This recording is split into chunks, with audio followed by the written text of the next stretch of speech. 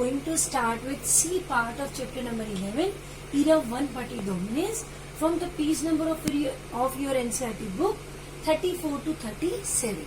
बच्चे आज हम इसमें पढ़ेंगे अलग अलग पार्टीज के बारे में। तो सबसे पहले हम बिगिन करते हैं सोशलिस्ट पार्टी के बारे में। अगर हम बात करें बच्चों सोशलिस्ट पार्टी की, जिसका सिंबल क्या है, बैनियन ट्री। इसका सिंबल क्या है, बैनियन ट्री। इसका ओरिजिन कैसे हुआ बच्चे? जो सोशलिस्ट पार्टी था इसका ओरिजिन जो हुआ है कांग्रेस पार्टी से ही निकल कर हुआ है। तो कांग्रेस पार्टी जो बनी थी, जो सोशलिस्ट पार्टी बनी थी 1934 में, उस समय इसको एक सोशलिस्ट पार्टी के रूप में भी कांग्रेस को कहा जाता था। कि बहुत से, क्योंकि पंडित जवाहरलाल नेहरू को सोशलिज्म से बहुत प्यार था, बहुत लगाव था, इसीलिए अगर हम बात करें तो उन्हें जयप्रकाश नारायण को सीधा इन्विटेशन दिया था कैबिनेट का मेंबर बनने के लिए। तो आप ये पहले भी वीडियो में पढ़ चुके हैं। तो इस तरीके से जो कांग्रेस ने 1934 में सोशलिज्म को जो अपना लिया था, तो ये बन गई थी कांग्रेस सोशलिस्ट पार्टी।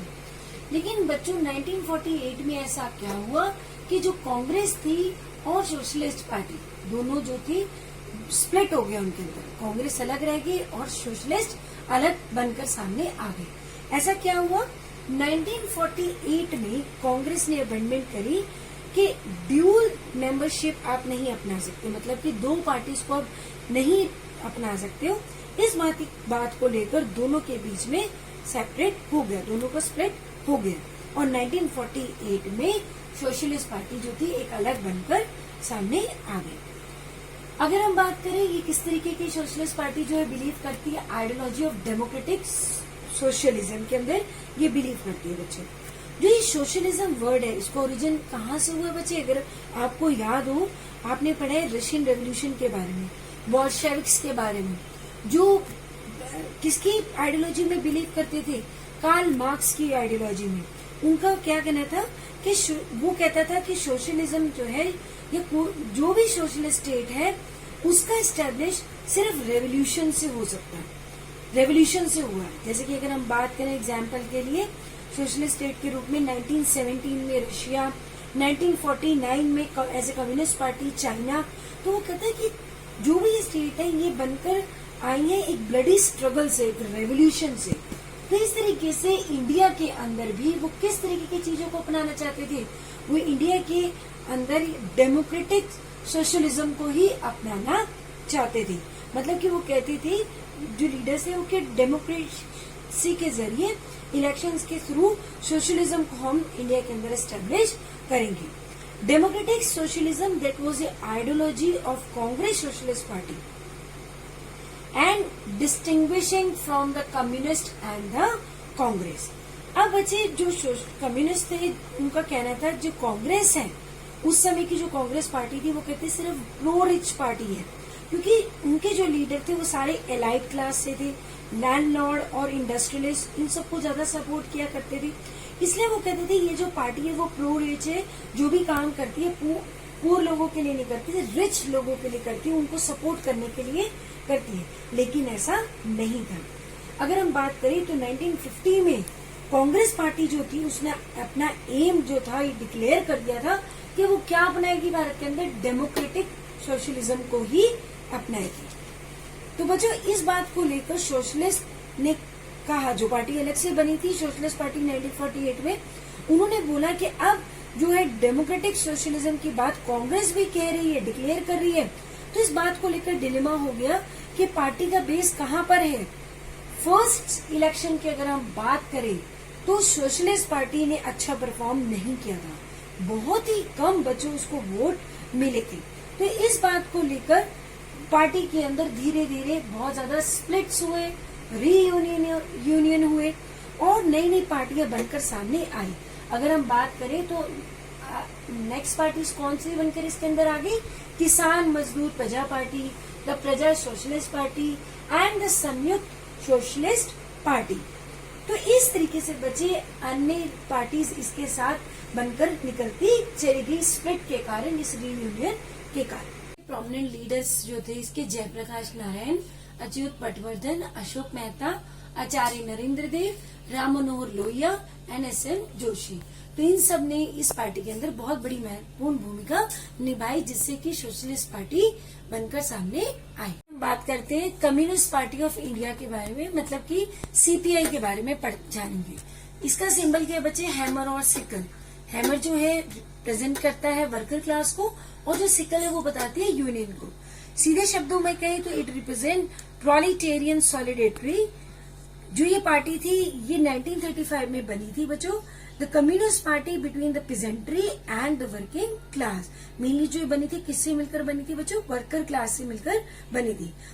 बच्चे अगर कांग्रेस की बात करें तो इसके अंदर आइडियोलॉजिकल कोलिशन था, मतलब कि सारी आइडियोलॉजीज को कांग्रेस में प्लेस मिला था, सभी को इसने अपने अंदर जगह दी थी, और इसलिए कांग्रेस पार्टी की बहुत ज्यादा जो थी डोमिनेंसी देखने को मिलती है शुरुआती दौर में। लेकिन 1941 में जो ये कम्युनिस्ट पार्टी थी ये इससे अलग हो गई। ऐसा क्या हुआ बच्चे इससे अलग हो गई? अगर हम 1941 की बात करें तो उस समय सेकेंड वर्ल्ड वॉर शुरू हो गया था। कम्युनिस्ट पार्टी जो थी, जो ब्रिटिश को मतलब कि ब्रिटेन को सपोर्ट कर रही थी, in they fight against Nazis in Germany, Hitler को हराने के लिए इन्होंने सपोर्ट किया, क्योंकि यूएसएसआर लड़ रहा था। और हिटलर की अगर बात करें इनके अगेंस्ट में, तो ये जो थे यूएसएसआर, जो इनकी बात करें तो वो उनकी आइडियोलॉजी का फादर माना जाता है। सो दैट इज वाई जो कम्युनिस्ट पार्टी थी इंडिया के अंदर, वो किसको सपोर्ट कर रही थी? ब्रिटिशर्स को सपोर्ट कर रही थी, ब्रिटेन को सपोर्ट कर रही थी हिटलर को हराने के लिए। दूसरी तरफ अगर हम बात करें तो कांग्रेस पार्टी जो थी इंडिया के अंदर ब्रिटिशर्स को अपोज कर रही थी। भारत छोड़ो आंदोलन शुरू हो गए थे, आपको याद होगा क्विट इंडिया मूवमेंट भी इसी दौरान शुरू हुआ था। इसलिए इन दोनों के बीच में रिफ्ट आया, और कांग्रेस पार्टी और जो कम्युनिस्ट पार्टी थी वो दोनों की दोनों अलग होगी 1941 में। बच्चे दूसरी बात, जो पार्टी थी believe that the independence was a sham. बच्चे ये वर्ड्स लाइन समझना बहुत ज्यादा जरूरी है। इंडिपेंडेंस वाज शैम, इसका क्या मतलब है? उन्होंने कहा कि only in name till the time the government work only for the interest of rich, so not be called as a independence. इसको स्वतंत्रता नहीं कहा जा सकता, ये सिर्फ नाम की स्वतंत्रता है। ऐसा इन्होंने क्यों कहा? Because they believe in Marxist ideology. Marxist ideology के अगर हम देखें तो कम्युनिस्ट पार्टी कहती है कि मार्क्सिस्ट की आइडियोलॉजी पर काम करती है कि जो स्टेट है वो एक इंस्ट्रूमेंट है हैंडल द पुअर पीपल, मतलब कि स्टेट जो है वो सिर्फ एक एक्सप्लॉयटेशन करने के लिए पुअर पीपल्स को यूज किया जाता है। एक ऐसा उसके हाथ, स्टेट जो एक इंस्ट्रूमेंट है अमीर लोगों के हाथ में। तो जो वो कहते थे कि स्टेट जो है वो गरीब लोगों को एक्सप्लॉयट करके काम करती है और अमीरों का साथ देने का काम करती है, इसलिए उनके फेवर में काम करती है। तो कम्युनिस्ट पार्टी का ये मानना था जब तक इकोनॉमिक इक्वेलिटी नहीं आ जाती, गरीबों के हाथ में पावर नहीं आएगी, तब तक इस पॉलिटिकल इक्वेलिटी का कोई काम ही नहीं है।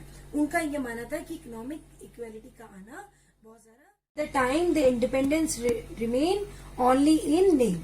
So based on this ideology, they were started supporting violent uprising in Telangana in 1951. लेकिन बाद में बच्चों आर्मी एक्शन हुआ, इस अपराइजिंग को वहां सप्रेस कर दिया गया।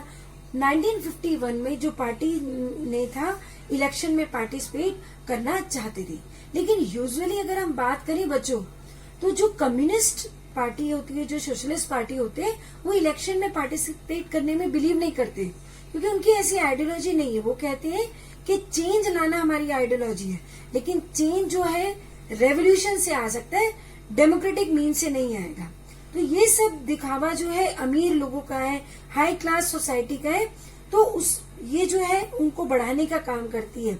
इलेक्शन के जरिए उनकी जो पावर है और ज्यादा बढ़ती, तो ये रेवोल्यूशन से बिलीव करते थे। लेकिन 1951 में जो ये पार्टी थी, जो कम्युनिस्ट पार्टी थी, इसने अपने आप को मॉडरेट किया, इलेक्शन में पार्टिसिपेट किया।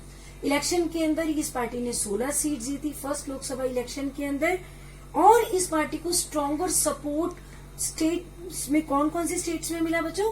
Kerala, Andhra Pradesh, waste Bengal and Bihar.